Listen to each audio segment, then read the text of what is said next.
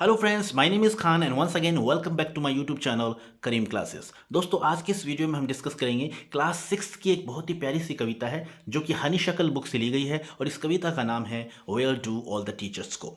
और इस कविता को लिखा है पीटर डिक्सन ने। दोस्तों, इस कविता के अंदर एक छोटे से बच्चे की जिज्ञासाओं को बताया गया है। एक छोटा जो बच्चा होता है, खासतौर से जब वो LKG UKG या फर्स्ट सेकंड क्लास में पढ़ता है, तो उन बच्चों के लिए टीचर्स जो होते हैं वो बड़े स्पेशल होते हैं, या यूँ कहिए कि एक सुपरमैन की तरह होते हैं। वो अपने टीचर को कभी भी साधारण मनुष्य नहीं मानता। उसका टीचर यानी छोटा बच्चा जो होता है, उसके लिए उसका टीचर काफ़ी असाधारण होता है। तो ऐसी ही कुछ जिज्ञासाएं हैं, ऐसे ऐसे ही कुछ प्रश्न हैं जो इस कविता में पूछे गए हैं। तो उन सभी प्रश्नों को हम देखेंगे, उन सभी को, एक छोटे से बच्चे की जो जिज्ञासाएं हैं उन सभी जिज्ञासाओं को इस कविता में हम पढ़ेंगे। बड़ी प्यारी कविता है और इस कविता की डिटेल एक्सप्लेनेशन मैं आपको बताऊंगा। साथ ही साथ इस पोम की समरी और जो इंपॉर्टेंट क्वेश्चन है वो भी आज के इस वीडियो में मैं डिस्कस करने वाला हूं। तो वीडियो आपके लिए काफ़ी हेल्पफुल और इन्फॉर्मेटिव होने वाली है। तो चलिए बिना देरी के शुरू करते हैं आज के इस वीडियो को और सबसे पहले देखते हैं डिटेल एक्सप्लेनेशन। तो जैसा कि पोम का नाम है where do all the teachers को, यानी ये सभी टीचर्स कहाँ चले जाते हैं। इसे लिखा है पीटर डिक्सन ने। तो आपको पता होना चाहिए इसके पोइट कौन है, पीटर डिक्सन। आगे क्या लिखा है, for a little child a teacher is special. एक छोटा सा बच्चा जो होता है उसके लिए टीचर्स होते हैं वो काफ़ी स्पेशल होते हैं। It is difficult for a small child to think of his her teacher as an ordinary person. एक छोटे से बच्चे के लिए सोचना बड़ा कठिन होता है कि उसका जो टीचर होता है वो साधारण मनुष्य है, क्योंकि जो छोटे बच्चे होते हैं वो अपने जो टीचर को, अपने अध्यापक को काफ़ी असाधारण मानते हैं, एक सुपरमैन की तरह मानते हैं। तो अपने टीचर को साधारण मानना एक छोटे से बच्चे के लिए काफ़ी कठिन होता है। आगे देखते हैं इस पोम में क्या क्या पूछा गया है, क्या क्या बताया गया है। पहला स्टैंजा देखते हैं।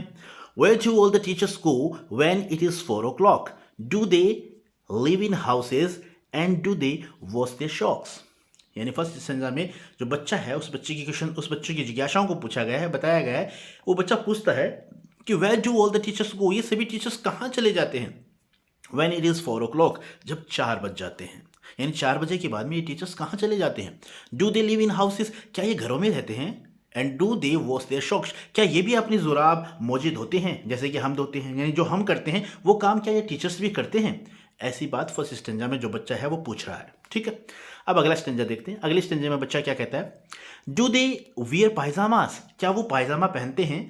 And do they watch TV, क्या वो भी टीवी देखते हैं। And do they pick their noses, और क्या वो भी अपनी नाक में उंगली डालते हैं। The same as you and me, जैसा कि हम और आप करते हैं। यानी वो टीचर्स के बारे में पूछ रहा है कि ये टीचर्स जो होते हैं घर जाने के बाद में अपनी यूनिफॉर्म चेंज करते हैं, क्या ये भी पायजामा पहनते हैं, क्या ये भी टीवी देखते हैं, क्या ये भी हमारी तरह अपनी उंगलियों में अपनी नाक के अंदर उंगली डालते हैं जैसा कि हम छोटे बच्चे सभी करते हैं, वैसे हमारे टीचर्स भी करते हैं क्या। ये बात वो पूछ रहा है इस पोम के अंदर। तो 2 स्टेंजा हमने देख लिए। अब देखते हैं नेक्स्ट स्टेंजा। नेक्स्ट स्टेंजा हमारा ये रहा।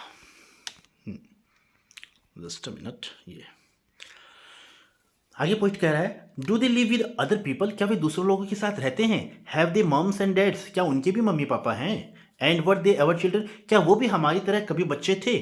And were they ever bad, क्या वो भी कभी बुरे थे, यानी हमारी तरह शरारत किया करते थे क्या। तो इस स्टेंजा में कुल मिलाकर वो बच्चा ये बातें पूछ रहा है टीचर्स के बारे में कि क्या वो दूसरे लोगों के साथ रहते हैं, क्या उनके भी मम्मी पापा होते हैं, क्या वो भी हमारी तरह कभी बच्चे थे, क्या वो भी हमारी तरह कभी शरारत किया करते थे। तो ऐसी बातें वो अपने टीचर्स के बारे में पूछ रहा है।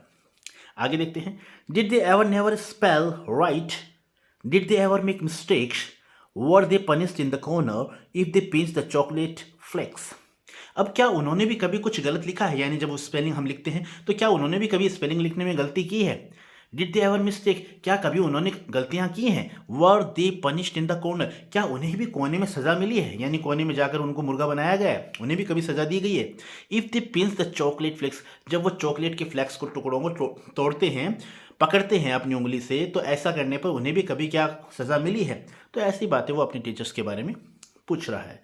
आगे देखते हैं, did they ever lose their hymn books, did they ever leave their greens, क्या उन्होंने कभी अपनी प्रेयर की किताबें खोई हैं। Did they ever lose their greens, क्या उन्होंने अपनी सब्जी did they ever leave their greens, greens का मतलब यहाँ पर सब्जी से है, जो हम टिफिन में सब्जी लेके जाते हैं छोटे बच्चे। तो वो पूछ रहा है did they ever leave their greens, क्या उन्होंने भी अपने टिफिन में सब्जी कभी छोड़ी है।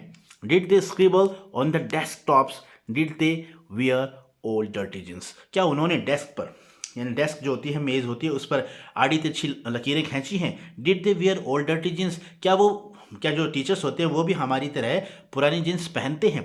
तो ये बातें जो है वो पूछ रहा है इस स्टैंजा में।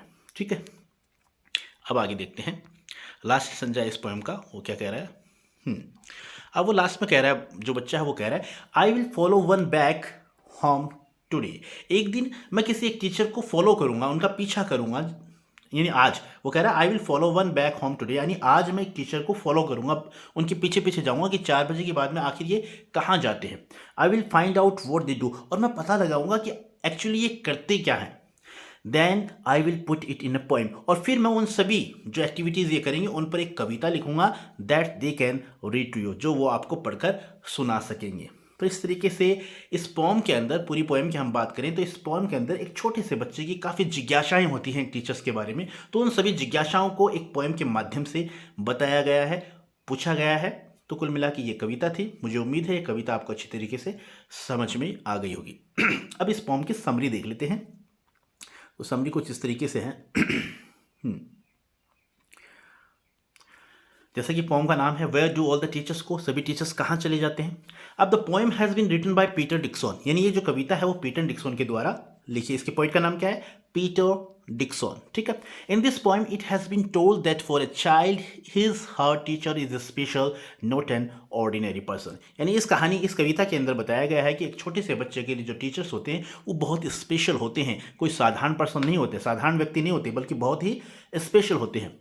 सो he wonders where the teachers go after the school hours, इसलिए वो आश्चर्य व्यक्त करता है कि आखिर ये टीचर्स जो होते हैं वो 4 बजे के बाद में कहाँ जाते हैं। He wants to know if they live in houses and also wash their clothes. वो जानना चाहता है कि क्या ये टीचर्स घरों में रहते हैं, क्या ये टीचर्स अपने कपड़े धोते हैं, जैसे हम धोते हैं वैसे ये टीचर्स भी क्या अपने कपड़े धोते हैं। He wonders if they feel relaxed at home. और वो आश्चर्य व्यक्त करता है क्या ये भी हमारी तरह घरों पर जाकर आराम करते हैं। Wear pajamas and watch TV. क्या ये भी पायजामा पहनते हैं, क्या ये भी टीवी देखते हैं, यानी जो सभी काम हम करते हैं वो क्या हमारे टीचर्स भी करते हैं, ऐसी बात वो सोच रहा है। He is also eager to know if the teachers have their parents at home. और वो बच्चा जो है वो ये जानने को भी उत्सुक है कि क्या इन टीचर्स के भी माता पिता होते हैं। And if they too were naughty at school, क्या ये भी स्कूल में शरारतें करते थे। Spell the word wrongly, क्या ये भी स्पेलिंग जो थे वो गलत लिखते थे। At chocolates, क्या ये भी चॉकलेट्स खाते थे। इन द क्लास के अंदर क्या ये भी चॉकलेट्स खाते थे जैसे कि हम खाते हैं, वैसे हमारे टीचर्स भी जब छोटे बच्चे थे तो क्या ये भी चॉकलेट्स खाते थे। And were told to stand in the corner as punishment, और क्या इन्हें भी हमारी तरह सजा मिलती थी। यानी ये सभी बातें जो है इस पोएम के अंदर पूछी गई हैं। The child compares his own habits with those of teachers in their childhood, यानी जो बच्चा है वो अपनी हरकत, जितनी भी अपनी जो आदतें हैं उन सभी आदतों का कंपैरिजन करता है अपने टीचर्स के साथ, कि जो हम करते हैं वो हमारे टीचर्स भी जब बच्चे थे तो करते थे क्या। ये बातें वो एक तरह से कंपैरिजन कर रहा है अपनी आदतों का और अपने टीचर्स की आदतों का। आगे देखते हैं, देख लेते हैं।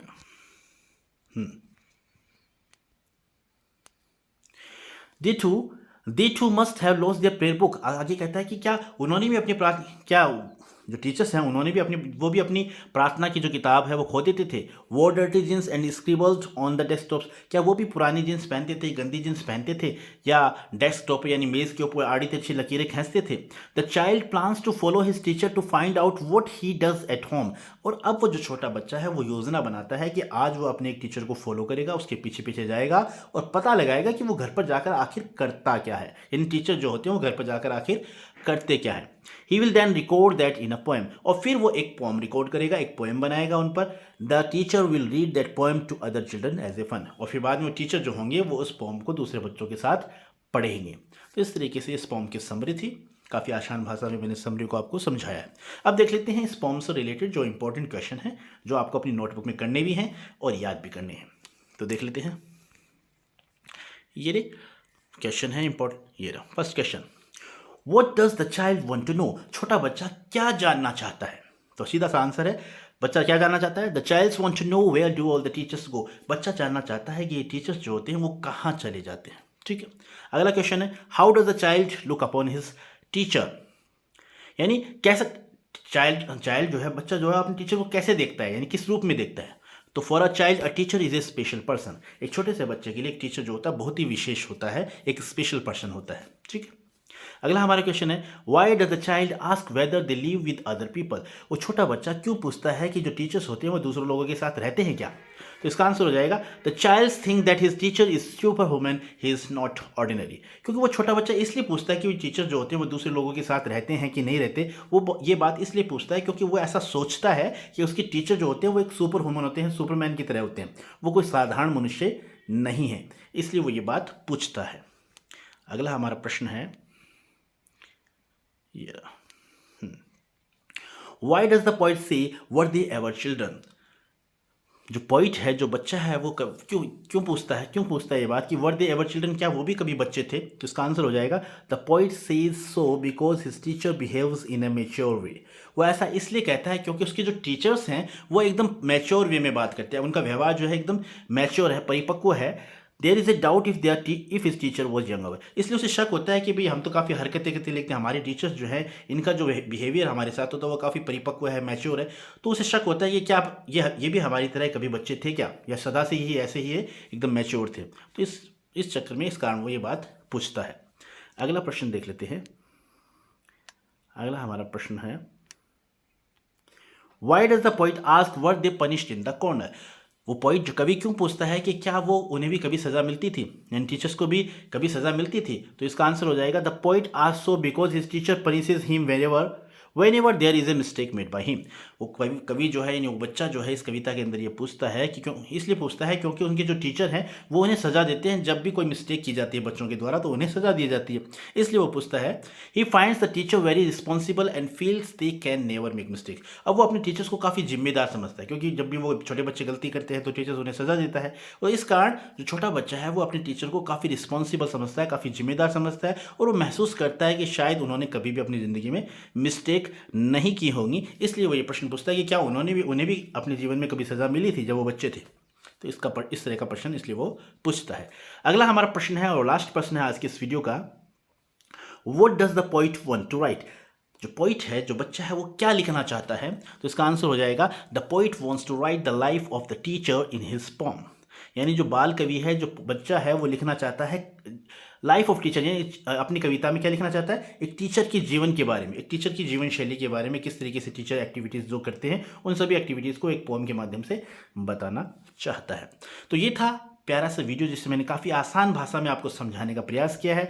मुझे उम्मीद है ये चैप्टर आपको अच्छी तरीके से समझ में आ गया होगा, और अगर आपको अच्छा लगा है तो प्लीज़ इसे लाइक कीजिएगा, अपने दोस्तों के साथ शेयर करिएगा, और अगर आपने अभी तक मेरे चैनल को सब्सक्राइब नहीं किया है तो प्लीज़ प्लीज़ प्लीज़ इस चैनल को भी सब्सक्राइब कर लीजिएगा। Once again thank you so much for watching this video till the very end. See you soon in next video. Till then take care of yourself, keep watching, keep learning, keep improving your English. Thank you, have a nice day.